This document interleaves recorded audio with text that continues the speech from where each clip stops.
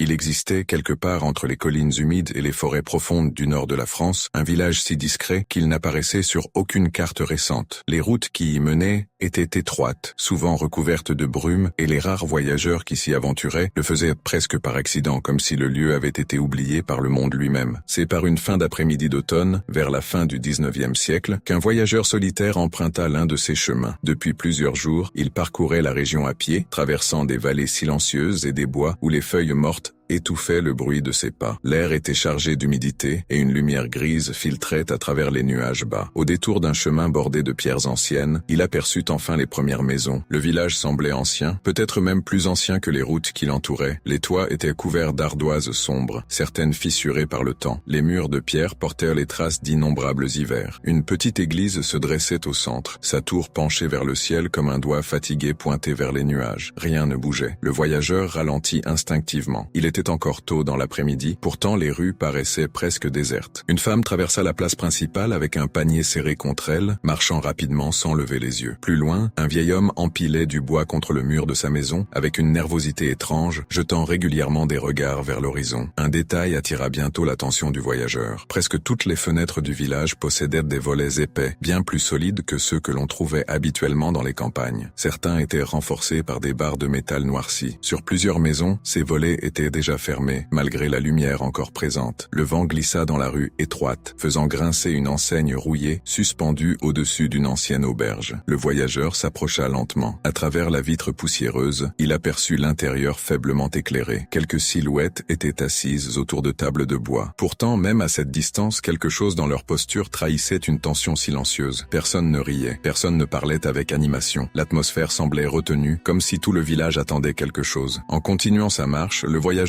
remarqua que l'activité autour de lui changeait subtilement. Les habitants sortaient pour accomplir des gestes rapides et précis, rentrer du bois, attacher des volets, tirer des rideaux épais. Une échelle fut déplacée contre un mur afin de fermer une lucarne du grenier. Ce n'était pas l'arrivée de l'hiver qui semblait provoquer cette agitation, c'était l'approche de la nuit. Le soleil descendait lentement derrière la ligne sombre de la forêt. Les ombres s'allongeaient entre les maisons, transformant les ruelles en couloirs d'obscurité, et avec cette lumière qui disparaissait, une chose devenait de plus en plus évidente. Chaque maison, une à une, fermait ses fenêtres. Les volets se refermaient lourdement, parfois avec des verrous, parfois avec des chaînes. Les rideaux disparaissaient derrière les vitres comme des murs de tissu. Même les petites ouvertures des greniers étaient scellées. Le village entier semblait se préparer à empêcher quelque chose d'entrer. Le voyageur s'arrêta au centre de la place. Autour de lui, les derniers volets claquèrent dans l'air froid du soir. Puis, lentement, le silence revint. Un silence étrange, épais, presque oppressant. Au même moment, depuis la lisière de la forêt qui bordait le village, un vent sombre commença à souffler entre les arbres, faisant frissonner les branches comme si quelque chose s'y déplaçait, invisible, attendant simplement que la nuit tombe complètement. Partie 2. Les signes de la nuit. À mesure que la lumière du jour disparaissait derrière la ligne sombre des collines, le village semblait se transformer. Ce n'était pas une agitation visible, ni un mouvement bruyant, mais plutôt une lente contraction de la vie elle-même, comme si chaque maison retenait son souffle. Le voyageur le ressentit immédiatement. Les dernières lueurs du crépuscule glissaient entre les cheminées et les toits inclinés, mais les rues étaient désormais vides. Les portes s'étaient fermées. Les rideaux étaient tirés avec une précision presque rituelle. Les rares lanternes allumées derrière les vitres étaient recouvertes par des tissus épais qui ne laissaient passer qu'un halo très faible. Même l'auberge, qui semblait encore habitée quelques instants plus tôt, avait changé d'apparence. Les volets avaient été rabattus avec soin, et la lumière intérieure n'était plus qu'une lueur tremblante qui filtrait à travers les interstices du bois. Le voyageur comprit alors qu'il n'y aurait probablement pas d'accueil chaleureux ce soir-là. Pourtant, ce n'était pas l'hostilité qui dominait l'atmosphère du village. Ce qui flottait dans l'air était plus ancien, plus profond, une inquiétude enracinée dans les habitudes, répétée depuis tant d'années qu'elle était devenue presque naturelle. Le ciel s'assombrissait rapidement. Au-dessus de la forêt, une masse de nuages lourds avançait lentement, effaçant les dernières traces de lumière. La silhouette des arbres devenait de plus en plus compacte, comme une muraille d'ombre qui encerclait le village. Le voyageur observa les alentours avec attention. Un détail étrange lui apparut alors. Les fenêtres n'étaient pas seulement fermées, elles étaient scellées avec une rigueur inhabituelle. Certains volets portaient des marques profondes, des entailles anciennes dans le bois, comme si quelque chose avait tenté de les ouvrir par la force. Sur quelques maisons, des barres de fer avaient été ajoutées à l'extérieur, renforçant la structure de manière presque défensive. Une sensation froide traversa l'esprit du voyageur. Il avait traversé de nombreux villages isolés durant ses années d'errance, mais jamais il n'avait vu un endroit se barricader avec une telle détermination contre la simple arrivée de la nuit. Le vent, qui jusque-là restait discret, se mit soudain à parcourir les ruelles. Il descendait de la forêt. Un souffle long et irrégulier qui faisait vibrer les enseignes rouillées et frémir les branches des arbres plantés près de l'église. Les feuilles mortes glissaient sur les pavés comme de petites silhouettes fuyantes. Puis quelque chose changea. Au début, ce ne fut qu'une impression vague, difficile à saisir, un frisson dans l'air, une variation presque imperceptible dans les bruits de la nuit. Les insectes s'étaient tus. Les chiens du village, qui jusqu'alors aboyaient parfois derrière les portes fermées, cessèrent soudain tout mouvement. Aucun grondement, aucun gémissement ne filtrait désormais des maisons. Le silence devint absolu. Le voyageur leva lentement les yeux vers la forêt. L'obscurité y était plus dense que partout ailleurs. Les arbres formaient une masse compacte où la nuit semblait s'accumuler, comme si la lumière refusait d'y pénétrer. Et pourtant, il y avait un mouvement. Quelque chose parcourait la lisière. Ce n'était pas une forme claire ni une silhouette identifiable, plutôt une oscillation subtile dans l'obscurité,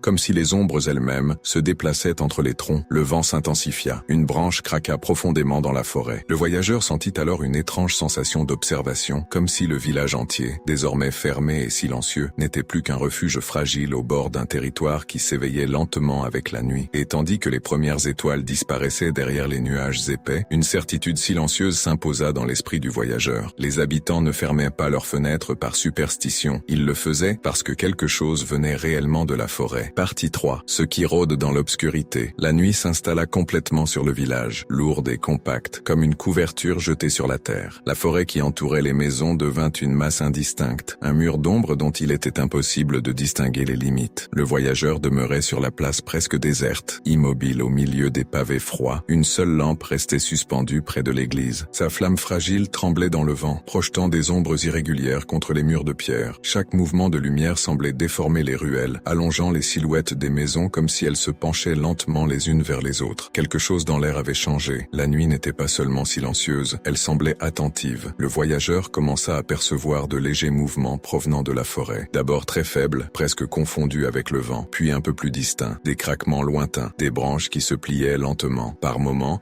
les feuilles mortes glissaient sur le sol avec un froissement étrange, comme si des pas invisibles les effleuraient sans jamais révéler leur origine. La lisière des arbres semblait respirer. Le voyageur observa longuement cette frontière sombre. Les nuages s'étaient épaissis au-dessus du ciel, étouffant les étoiles et plongeant le paysage dans une obscurité presque totale. C'est alors qu'il remarqua un détail troublant. La forêt n'était pas uniformément sombre. À certains endroits, l'obscurité semblait se déplacer légèrement, comme si une masse plus dense glissait entre les troncs. Rien de précis, rien de clairement identifiable, seulement une perturbation lente dans la texture de la nuit. Une sensation primitive s'imposa dans son esprit. Quelque chose tournait autour du village, non pas avec la brutalité d'un prédateur visible, mais avec la patience méthodique d'une présence ancienne qui connaissait parfaitement le territoire. Le vent souffla plus fort entre les maisons. Une porte mal fermée frappa brièvement contre son cadre avant de se refermer avec un bruit sec. Le voyageur tourna la tête vers la ruelle qui menait vers les premières maisons proches de la forêt. Les volets étaient tous fermés, pas une seule fenêtre ouverte. Même les petites lucarnes des greniers étaient verrouillées derrière leurs planches épaisses. Cette vision produisit une étrange impression. Le village semblait regarder la nuit à travers des murs aveugles, comme s'il refusait de voir ce qui s'approchait. Puis survint le premier signe véritable. Au loin, dans la forêt, une longue vibration parcourut l'air. Ce n'était pas un cri, ce n'était pas non plus un hurlement d'animal comme ceux que l'on entend parfois dans les bois. Le son était plus profond, plus étouffé, comme s'il avait traversé une grande distance souterraine avant d'atteindre la surface. Le bruit résonna quelques secondes avant de disparaître. Le silence revint aussitôt, mais quelque chose avait changé. Les branches les plus proches du village commencèrent à bouger lentement, pas sous la force du vent. Le mouvement semblait venir de l'intérieur de la forêt, progressant d'arbre en arbre, comme une onde invisible. Le voyageur sentit alors une tension presque physique dans l'air. Les pavés sous ses pieds paraissaient plus froids et l'obscurité autour de la place semblait se refermer lentement. Dans une maison située à l'extrémité du village, une faible lumière s'éteignit brusquement derrière les volets. Une autre disparut un peu plus loin, puis une troisième. Peu à peu, le village entier plongea dans le noir complet, et au moment précis où la dernière lueur s'effaça, une silhouette indistincte sembla apparaître brièvement à la lisière de la forêt. Elle ne possédait ni forme claire, ni contour stable, seulement une présence sombre qui demeura immobile pendant quelques secondes, comme si elle observait le village endormi. Puis elle se mit à bouger lentement vers les premières maisons. Partie 4. La marche autour des maisons. L'obscurité recouvrait désormais chaque pierre du village. Les ruelles, les toits, la petite place devant l'église n'étaient plus que des formes vaguement devinées dans la nuit. Même le vent semblait s'être ralenti, comme si l'air lui-même hésitait à circuler entre les maisons. Le voyageur ne distinguait presque plus la lisière de la forêt. Pourtant, il sentait sa présence. Elle pesait sur l'horizon comme une masse silencieuse. silencieuse, une frontière vivante qui s'était rapprochée sans bruit. Les arbres semblaient plus hauts, plus serrés, et leurs branches formaient une voûte obscure qui étouffait le ciel. C'est dans ce silence dense que le mouvement commença. Quelque chose glissa entre les premières maisons situées à l'extrémité du village. Aucun pas ne résonna sur les pavés, aucun souffle ne troubla l'air, mais les ombres changèrent légèrement de place, comme si une présence passait lentement devant les murs de pierre. Le voyageur ne voyait toujours aucune forme précise, seulement une distorsion dans l'obscurité, une zone plus sombre qui se déplaçait avec une lenteur méthodique. Elle avançait sans précipitation, longeant les façades fermées. Les volets, solidement verrouillés, restaient immobiles. Derrière eux, aucune lumière ne filtrait plus. Les habitants du village semblaient retenus dans une attente silencieuse, cachés derrière les murs épais. La présence poursuivait son chemin. Elle passa devant une petite maison aux pierres blanchies par le temps. Pendant quelques instants, l'ombre parut s'arrêter près d'une fenêtre fermée. Le bois du volet gronda très légèrement, pas comme sous l'effet du vent, plutôt comme sous une pression lente. Le bruit cessa aussitôt. La chose reprit sa marche. Elle continuait de contourner le village, suivant une trajectoire étrange qui ne menait ni vers le centre ni vers une porte. Elle semblait simplement observer, glisser le long des murs, comme si elle examinait chaque maison une par une. Le voyageur comprit peu à peu que ce passage n'était pas nouveau. Les volets renforcés, les barres de métal, les entailles profondes dans certains panneaux de bois, tout cela racontait une histoire silencieuse, une habitude, un rituel nocturne répété depuis des années. La présence s'approcha de la place centrale. À cet endroit, les bâtiments étaient plus rapprochés. L'église projetait une silhouette sombre sur les pavés. Sa tour inclinée dominait le village comme une sentinelle fatiguée. Pendant un instant, la chose sembla s'arrêter. L'air devint plus froid. Le voyageur sentit une pression étrange autour de lui, une sensation difficile à expliquer, comme si l'espace lui-même se contractait, puis un son apparut, très faible, un frottement, comme si quelque chose glissait lentement contre la pierre. La présence passait devant l'église. Dans l'obscurité,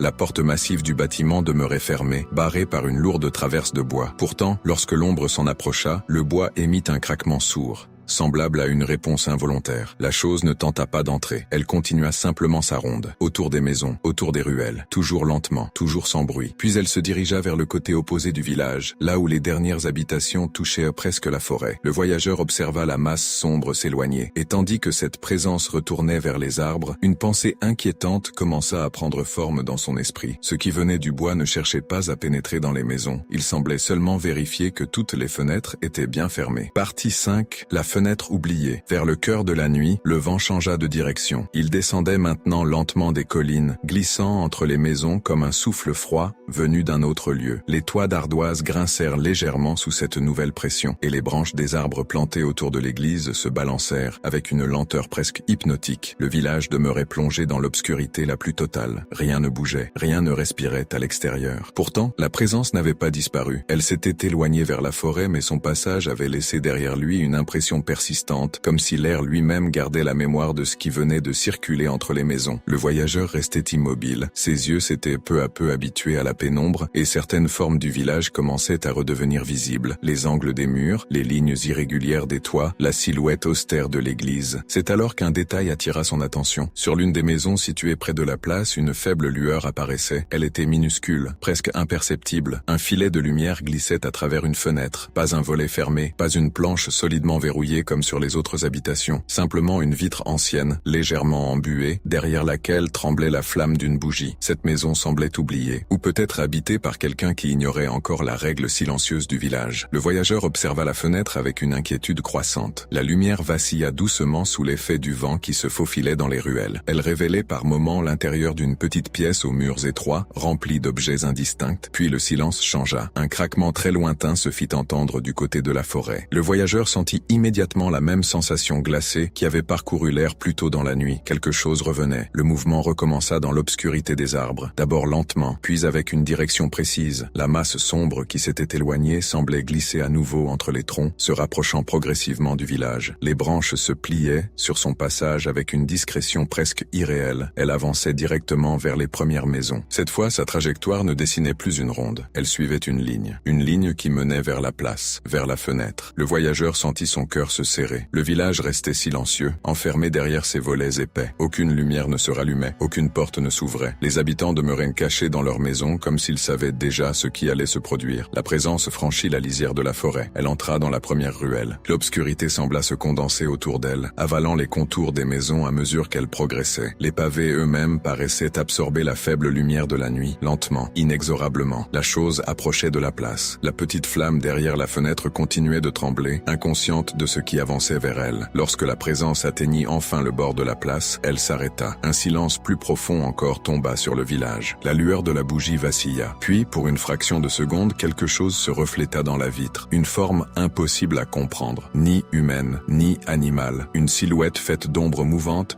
comme si la nuit elle-même s'était penchée contre la fenêtre pour regarder à l'intérieur. La flamme s'éteignit brusquement, et le village retomba dans l'obscurité totale. Au matin, lorsque les habitants rouvriraient leurs volets comme ils le faisaient chaque jour depuis des générations, une seule maison resterait silencieuse. La seule maison qui avait laissé sa fenêtre ouverte pendant la nuit.